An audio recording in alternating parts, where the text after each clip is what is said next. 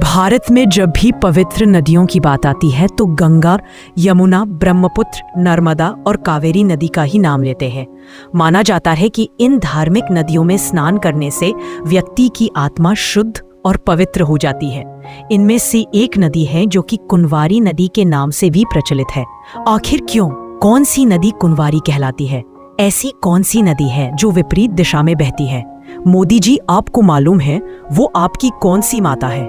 आगे देखने से पहले लाइक एंड सब्सक्राइब। धार्मिक मान्यताओं के अनुसार नर्मदा नदी का उद्गम भगवान शिव से संबंधित है, इसलिए इसे शंकर जी की पुत्री या शंकरी भी कहा जाता है।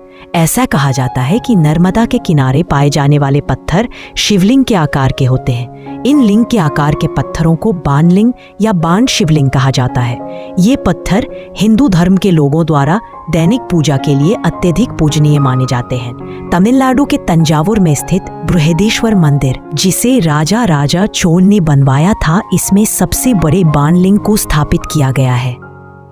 माना जाता है कि इस दिव्य कन्या नर्मदा ने उत्तर वाहिनी गंगा के तट पर काशी के पंचक्रोशी क्षेत्र में 10,000 दिव्य वर्षों तक तपस्या करके प्रभु शिव से निम्न ऐसे वरदान प्राप्त किए जो कि अन्य किसी नदी और तीर्थ के पास नहीं है।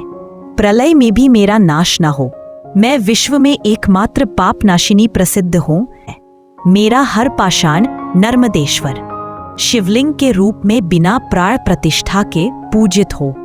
जब नर्मदा और सोनभद्र की शादी तय हुई, लेकिन नर्मदा ने राजकुमार को एक बार देखने की इच्छा व्यक्त की।